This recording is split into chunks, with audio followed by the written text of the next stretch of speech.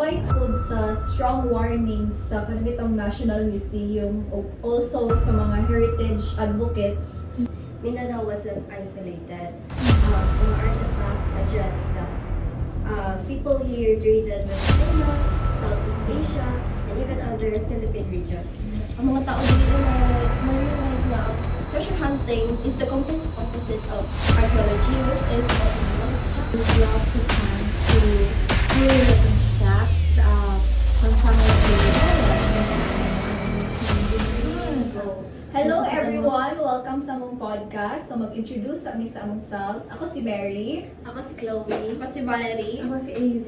So ang among episode today is entitled Buried Truths. So huluga about hidden treasures and also the fight for Philippine heritage. So dira pa lang daan, bukat jud kaya to ang topic karon. Yes, super bugat yun siya. But it's a necessary conversation, my God. Kaya if hilig ka history or archaeology, or basin curious lang ka sa mga local mystery and controversies, then this episode is absolutely for you. And also, dili lang ni siya basta nga topic no kay. Yes. We're talking about our heritage, labi na diri mismo sa Mindanao. So, we're talking about heritage that has been protected, neglected, and sometimes totally destroyed. So, Exactly. So, we will be talking about the Huluga archaeology. Here lang sa CDO mismo, we will also be talking about the myths and the madness of the Yamashita gold, which obviously most everyone knows that. Dahil we will be talking about the very real documented looting sa Butuan trade. So, really hope na you will enjoy this episode and let's get started. So let's proceed sa atong first nga site na storyahan, which is ang Huluga. So di ba kita tanan wala jud kabalo unsa ning Huluga day. Yeah. Wala jud may idea unsa ning Huluga pero nara day ni siya sa Cagayan de Oros, dapit siya sa Cagayan River. If naka-familiar mo sa katong Amaya View, Amaya Wala po. po. Amaya View, nara day siya dapit. And then, if wato ta dito, kay kanang bitang peaceful kay siya, din dagan siya bundok-bundok. So, dili jud ta maka-imagine ba nga. Dagan nabit kay kanang like community nagpuyo dira sa unang panahon. So, did you imagine na peaceful tanawon? So, what exactly did archaeologists find there, Mary? Kuan, naa siya two main parts, na ay open sites. Like mura may tawag dira ilahang community, dira sila namuyo, dira ilang mga balay. And also naapoy kana murag burial caves nga dira nila gi-bury ilang mga dead bitaw. Yun ano. Also, and ang dating that time is what makes it spectacular, no? Kay sa study ni Dr. Erlinda Botron and the National Museum, they found that obsidian flakes, pottery shards, animal bones, evidences, and also human remains dating around 350 AD. Like imagine, Yeah. 350 AD. Aside from those pagyod, dapat sila nakita nga mga Chinese na ceramics. And we know nga before the colonialism, we've been trading with the Chinese. Also, nakita po sila og Spanish era nga coin. So makaingon kita no, kaning Huluga naagid siya agian. Yeah. Dagan siya kaagi nga place. Centuries of let's just say experience, like the especially during the colonialism and the trading. So long before like kanang na-modernize na karon ang CDO, like bahalag na map out na siya sa mga colonizers kay di ba naputoy sources na may mga fort dito sa CDO, like naato siya sa Xavier University. Kay naa na day community na nagpuyo dira even before the colonizers. Yeah, and this connects to a bigger theme. Mindanao wasn't isolated. Ang mga artifacts suggest that people here traded with China, Southeast Asia, and even other Philippine regions. So it proves that our ancestors were globally connected. Okay, so let's shift into something that everyone has heard about, which is the Yamashita gold. So, kani siya kay mura ni siya urban legend bitaw dito sa Philippines. Popular ka na Yeah, siya. very Sakto, popular. sakto. So, I very much remember no nga when I was younger, makahear ko ng story nga ang mga Japanese daw during their time here sa Philippines kay nag-hide daw sila very very massive nga treasure somewhere hidden in the Philippines. So of course, tagal mga treasure hunter, mga looters nga gapangitaan because who wouldn't want this massive? Like, imagine, dagang kay ka kwarta, te. Tama, Kita tama. pa dyan ninyo sa internet nga, murag dagan kay treasure hunters Yeah. din Oo. ang like, na sila ginasunod nga murag pattern daw kuno sa Sakto, kuan. sakto. Ako na yung mapa, day. Oh, yeah. Tama. Pero unsa man jud ni siya day, like tinuod jud ni siya like in reality ba tinuod jud ni siya or haka-haka lang ni sa mga tawo? Kamo kaha. I think tinuod siya siya na. Kaya, hindi siya tinuod. Ganong words. Ano pangitaon man? So as we all know, kani siya a little background ani no nga story kay it was during the World War II, if I'm not mistaken, no. It was during the World War II, and it was General Yamashita, siya ang general. Ano yung Yamashita Gold? Yeah, exactly. That is why it's the Yamashita Gold, because General Yamashita was the one who was handling here sa Philippines during the World War II. And mga lang giingon, they left a pretty big sum. Pero unfortunately, bisag sa mga Pacific nga researchers, sa mga lain pa nga nag-document ani, nag-search ani, according sa consensus, clear gyud nga walay Wala evidence. Yes, unfortunately. Technically, it's a myth.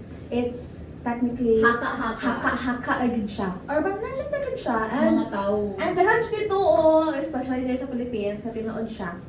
No? So, kamo mo to na. Ambot lang. Depende. Depende.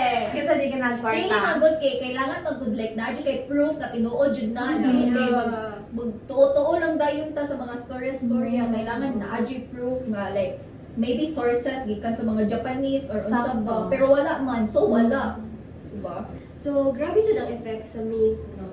Kay, Tutuo dyan ang tawo. Mga tao kay maghukay dyan sila sa asa, like sa farms, sa Mm. bukid, sa caves, or even sa mga urban areas. Mga forest, Hoping or- makita silang kwarta because treasure is Mm. money.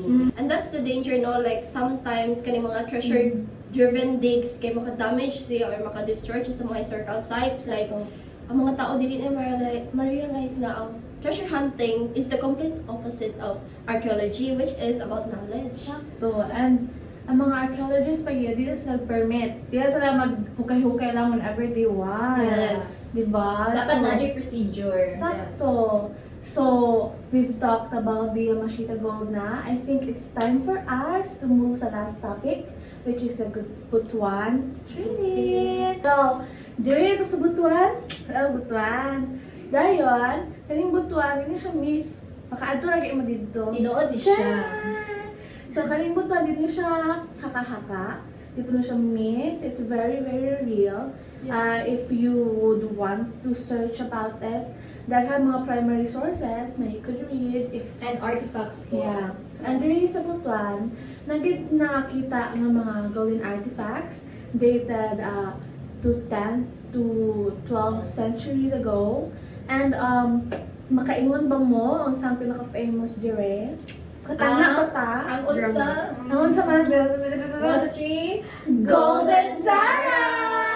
So yes, during nakita ang Golden Tara, guys, you should be aware of that. Yes. So let's start about And this then, trading, ano? tungod pud sa kana nga discovery sa Golden Tara and katong other artifacts nga nakuan kidiri pud dayon ni popularize ang paglooting Yeah. dito sa Butuan. Mhm. Like mag-illegally loot bitaw ang mga tao dito and dili lang na siya like kuan kan bitaw murag illegal na siya. Yeah. And also Mhm. makadaot pud bitaw siya sa environment kay Sakto. tungod lang na nakitaan nga mga treasures kay mag-loot na din ang mga Yeah. tao kay pero ang mga tao pud biya kay naghuna-huna pud sila kay what if naa pa rin nabilin Yeah. and then ilang exchange ba like sa black market so makakwarta pud sila dahil Para ba sila, treasure is money. Sakto. Yes, sakto. Pero mo na ang saddest part mo. Kaya if Mm. imo hunaon if gold ends up in a museum or private collection, kaya ihabit ang context nga yung value oh, Yeah. or tag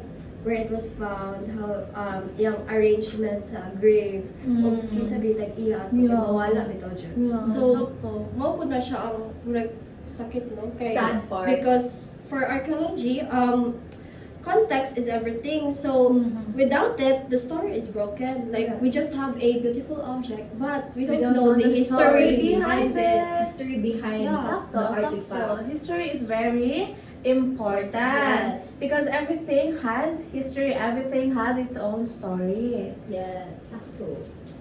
So let's go back to Huluga, no? Like, unsa man yun mo dito? Like, how did a national historical site get ruined?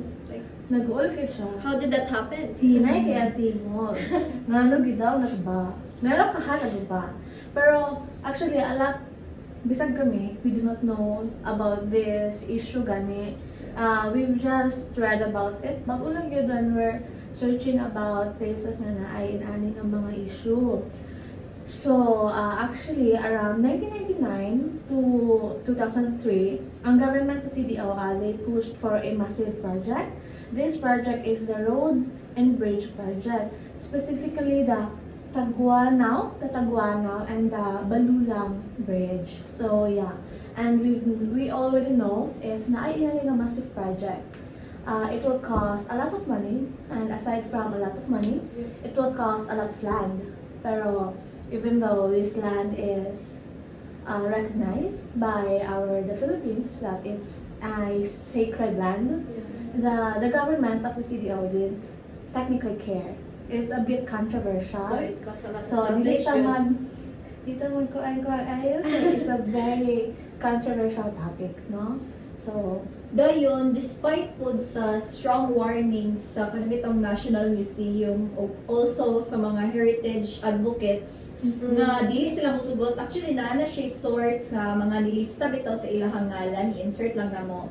Naa na siya source nga katong mga more against bitaw sila sa pagpabuhat o Yeah. kanang river bridge, Mm. like against sila pero gipadayon Japan sa government ang project nila, like wala bitaw sila naghuna-huna sa environmental impact ani and also sa kumitaw impact ani sa archaeological site itself. Kay kuan ba siya, archaeological site siya, so na nahukay dira ng mga artifacts, so kailangan siya protektahan.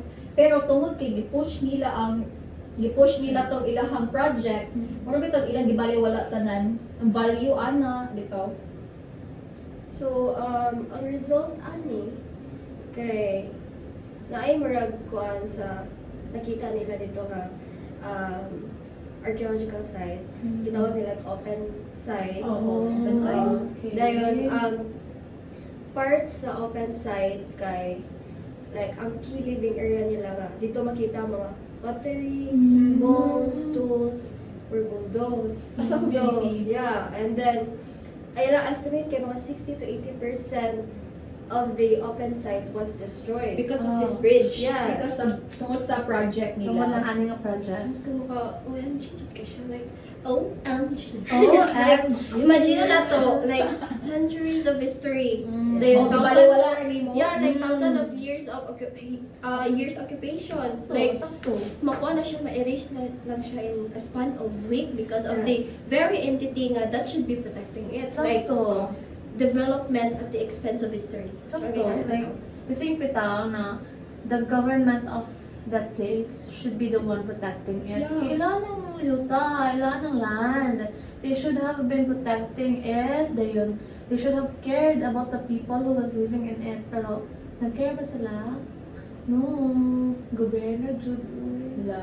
Kuan siya, like connected jud sa politics ang tanan bitaw. Sakto. Sakto. Like sa government. Pero grabe ang damage nun, like 60 to 80%. Yes. So, okay na. Mayroon tayo So, balik 1% lang. Giwala nila ang value, Yeah. ganyan. Mura rag wala para sa ilang ha. Imagine kung sa to kasakit sa mga taong kapuyo dito.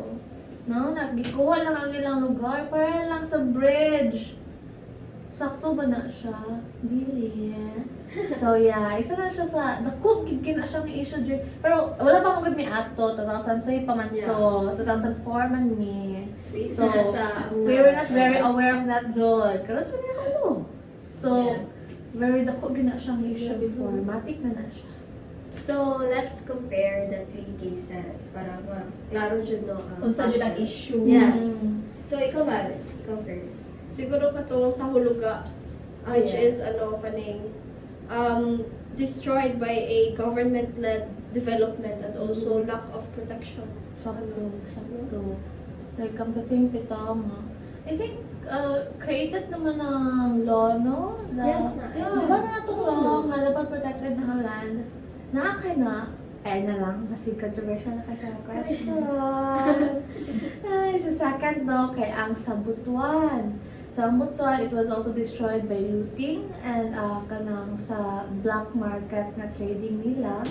O, we all know nga, everything that should have been found there should be at our museum, should be studied. Pero tungod kay na ay mga looters, mga illegal ones, we are unable to showcase the beauty of our country, the beauty of our history. Yeah. Tungod kay wala siya nakita, wala siya sa atong museum, wala siya na studyhan. And then, ang next kay katong sa Yamashita Gold, no, na-destroy siya tungod lang sa myth, Yeah. no, like, tungod sa mga haka-haka sa mga Yeah. tao, like, naguba ang environment, Yeah. no, so like, bahala kita, walay scientific basis, like, walay proof nga naadjud ang Yamashita treasure, kay, nituod dahil ang mga tao, and then, ito nakaguba na naman siya sa atong environment. Sakto. So, ang tulong ito siya different causes. Pero Yeah. same sila nga na tragic results, ang history, ang ilang context, kaya nawala siya forever. Sakto. Dayon, ang funny pa yun nga part kay, it was all driven by Greed! Tawag Grabe yun. yun. Ay, dyan ang Greed access sa yun. greed, My day. gosh. Let's talk about historical implications now. So, saan mga mga nawala or halos nawala kay tungod ani nga mga issues? So, first no, kay ang Huluga. Huluga could have told us so much more. We've lost the chance to fully reconstruct unsa ang ilang daily diet, unsa ang mga ano sa ilang ginahan, unsa pud ang mga tools nga ilang ginagamit like for hunting or for kanang ilaang daily nga ginagamit pod o si tawag ani unsa sila kadugay kapuyo ni adto since when and up until when. So, muna siya ang mga like details nga nabi tayo mga missing pieces sa history diri sa Mindanao bitaw like tungod like mawala ni na mga sites kay dili na dahil nato ma-fully construct ang history diri sa Mindanao dayon bali makahinay bitaw og kalimot ang mga tawo. So, yeah. So, crucial jud siya, no? Kay Chinese ceramics from Huluga, ang katong gold from Butuan, show that early Filipinos weren't isolated. They were part siya sila sa mga Asian, larger Asian trade networks sa padulong sa South China Sea. So, kung kaning nga mga sites kay pa-destroy siya, malose ang evidence, ang tangible evidence that proves nga ang Mindanao was globally connected long before Spanish or American ever Like, arrived. so, So, communities. no, so ma-change ang entire national narrative sa mga tao. So, ano? Tungod na yun. From the Huluga to the Golden Grave, the Butuan, makaingon siya tanong atong mga ancestor kay it tells us so much more about their spiritual belief. Also, unsa nila ang mga status, unsa kanang ba sila sa upper, middle, or sa lower din. Makaingon po ta sa ila ang unsa nilang type sa leadership before the colonialism. So, even though wala tay written records because we all know mga ancestors na to, they are not much of the writers. They are Yes. much more of a storyteller. Yeah. Or an oral history. Sakto. Dayon. So, makaingon kita nga, even though mga gagmay na lang, sadly, unfortunately, gagmay na ito makita, dagan, it tells us so much more gihapon kung unsa sila before. Yeah, so if kanang mga looters like ilang ipang scatter itong mga bones na nakita bitaw nila and pangkawaton nila ang katong mga artifacts nga ilang nakita kay mura siya og kana bitaw naana din tay mura missing like piece bitaw sa history like dili bitaw nato makita jud like if katuba nga bones ilang nakita kay usabay like social status ato niya like Mm. farmer ba siya or dako ba iyahang ranggo bitaw sa kada na ilahang community like murag tungod sa looting and sa destruction of sites kay maka-affect na siya sa history diri sa Yeah. Mindanao and dili lang sa Mindanao but also katong mga nasa Philippines Yeah. and sa lain-lain mga lugar. Sakto. Pero let's face it po na Philippines already has a kanang Luzon-centered narrative of Yeah, puro na lang Luzon. Sakto. Yeah. Like pag may ta og Mindanao nga history kay mo dili kay siya known bitaw. So kung mawala ang Mindanao nga archaeological sites or heritage, kay murag ma-change yun ang entire narrative sa atong mga kuan. So, kailangan na to ang Mindanao's voice in our history books. Yeah. Like, ingana dyan dapat ang kuan natin. Sakto. Okay, kuan, Luzon centered na kayo ang Yeah. mga history narrative. Sakto. Mindanao na naman, oy. Yeah, pero isa po jud pod ng mga kanang looters and destruction mo nang ang history sa Mindanao kay dili kay siya like Yeah. fully construct Yeah. bitaw. Kay tungod like mawalan man tag mga artifacts unsa man tag isulat like mawalan tag like kanang mga ilahang mga bones nga pang scatter around and then mga artifacts nilang na dig like unsa man atong proof nga masulat bitaw jud nato. Hindi siya ma-preserve. Oh, dili siya ma-preserve kay tungod gikawat siya or di Illegal lang yung Oh. paggawa. gibaligya na siya. Babay no. Naran na si Aga na siya. Like, rich ba yung history dito sa Mindanao? Yes. Even here sa Iligan. Rich kay history ang Iligan, ang bukid nun. Pero, last lang gid kaayo. Or siguro, dili siya last. Dagan man. Dagan gid mga history naga make of paper, ga research. Pero, Yeah. I think the people pod, no, the public, they don't really care as much. Wala sila ga value. Yeah, they don't really mind kung unsa atong Pwede history. rin nila gina-recognize bitaw ang mga ingana nga mga Sakto. kuan. So, Which is doon. very important dapat jud sa atong Yeah. kuan. Sa atong life. Yeah. Dapat atuan na. Dapat aware pud ta Yeah. ano, dapat aware ang Sa mga Sa kuan atong na po. story. Yeah, sakto. Because kanang actually bitaw, if you're more aware of your history, Yes. mas maka-appreciate ka kung Yes. unsa ka. Kay karon bitaw makabantay ko mga Pilipino, they hate being Filipino. Like, gusto sila mo migrate. Yeah, like, di murag mas gina kanang sa tawag mas superior ang laing lahi for them. And Bragwan, mas God. powerful ang Western culture sa ilang. Sakto. Kaysa sa ilang own nga, like, identity bitaw. sakto. And very disappointing ka na do. Makakita ko nga, inaana sila rin. Kanang ano ko ba nga, atong ancestors kay, they fought so hard, especially Yes. to have this freedom again. Wala na yung mga colonizers dili, pero let's face it, even though wala na yung colonizers, ang nabilin sa mga colonizers sa tuwa, nagyapon, Yes. embedded Embedded gyapon. siya. Dili po sa Colonized na siya. to, oo. Di ba ito sa lang kay, for how many years? Yes. Nakuha na Colonized nila. na. Dili, kung ano siya understandable kaayo nga, naagyapon Maka-adapt sa jud ta culture. sa- oo. Oh, yeah. So, karon proceed na ta sa media representation. Like, if unsa ba ginapakita sa media, like, if myth ba ning mga sites nga itong gisgutan or reality ni siya? So yeah, so actually, it's an awareness issue yun. Ang katabi ng sukuluga, kung gid siya, naman gid siya sa media outlet, like ginews gid siya kay ang mga tao suko, pero unfortunately, dili siya dugay nga kasuko. Wala siya dugay, dili siya yung kanang ilagi yung gi-push bitaw nga dili jud pwede. Diba nila move on na lang. Yeah, technically na. Like, even though na siya sa news, napagawa siya, naa siya coverage ba? Ang sakto ana. Like, na siya coverage sa news outlet. Pero, again, tungod kay, dali na kayo nakamove on ang tao ana. So, wala yapon. Sunod kay ang Yamashita Treasure or Yamashita Gold. So hangtod karon like ginatuohan jud Japon sa mga tawo nga kuan bitaw like tinuod jud di siya makakita Yeah, jud pud tag like mga documentaries na jud pa mga treasure hunters karon nga nag-focus jud sila like sa ilang tinuhan. Sakto. Yeah, myth biya ni siya like wala bay sources nga nagpatunay jud nga naa jud ka nag Yamashita Gold like treasures wala jud. So yeah, muna siya like representation sa Yamashita Gold. So, tinuod yun siya para sa like sa pag-una-una sa mga tao, Yeah. pero myth jud ni siya. Yes. Pero kung ang problema, no? Like, people know the myth, but they tend to forget the real issues happening in places like really. Huluga or Mhm. Butuan.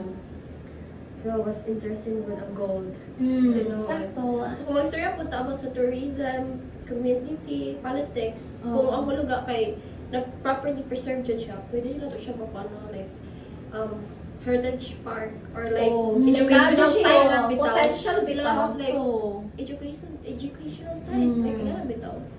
Grabe kaya siya kasad kay bisan ganing sa Butuan, kaning Butuan come to think sa amount of gold nga nakita na di adto, amount of artifacts na have been found.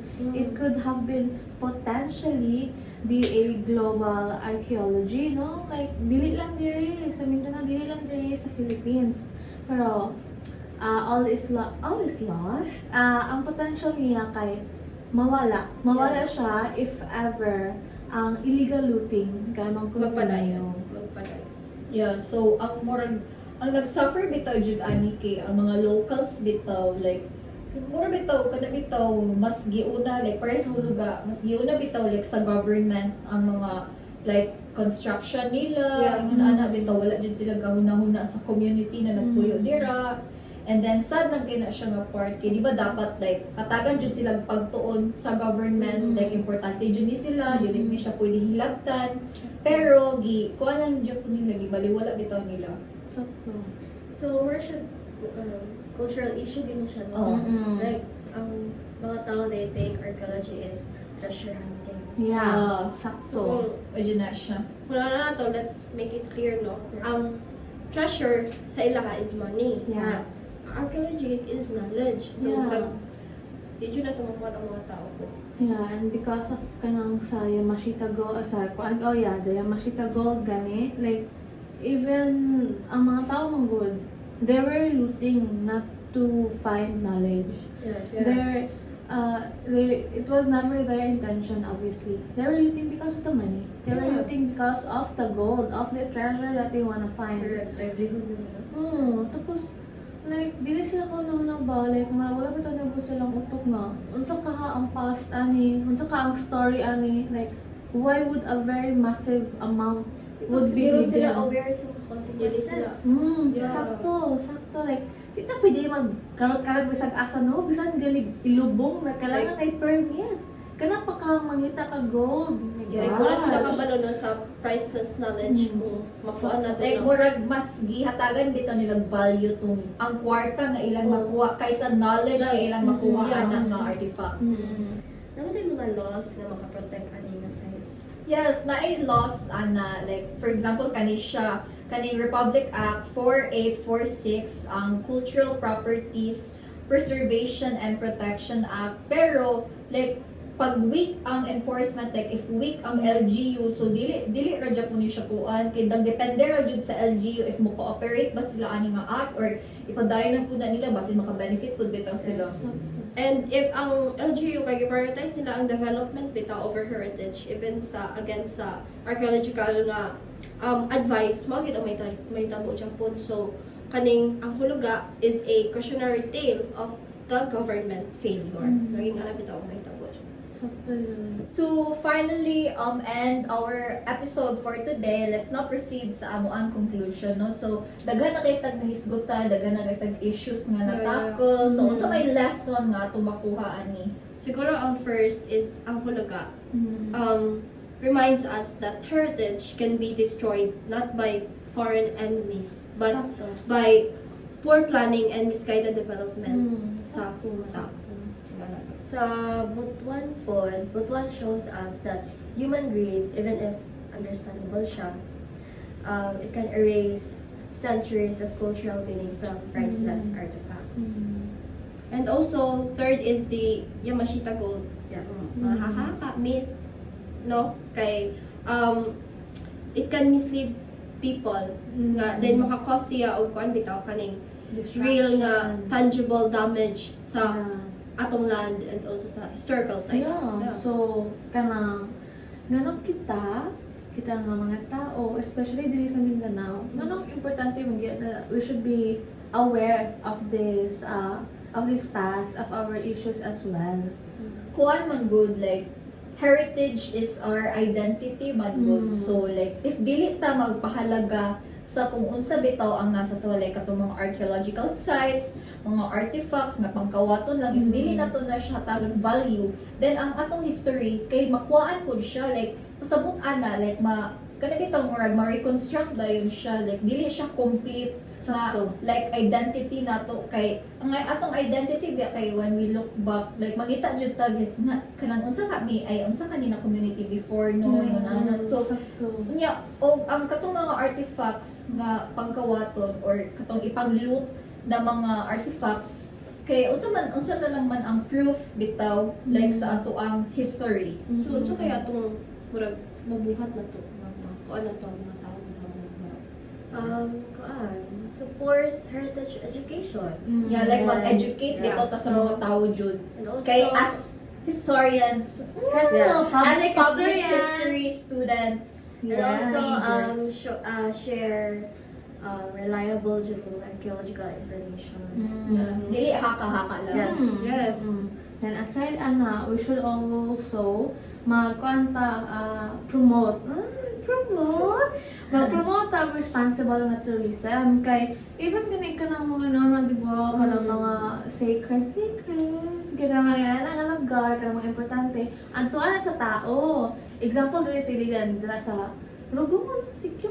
Ah, Di Sikyo. ba? Yeah, Sikyo, gaanahan na dira. So, if you protect the area, naaman po na yung balik sa imo as long as you take care of it. And ang last na lesson nga atong makuha jud ani kay kuan like let's value what we have, like let's value what remains bitaw. Kay once nga like kung ano na to ni like kalimtan na to or like pasagda na to ni na mga sites and mga artifacts kay mawala pud ang atong identity Sakto. and also mawala ang atong history. Yes. So, here. So, it's siguro. it's such a very Very controversial atong topic. Very interesting. Interesting conversation, siya. actually. Interesting. If paminaw, if interested po ang tao. Sakto, Yeah. dapat interested mo, ha? Makawala na kami ang dili. One view lang. Sister na.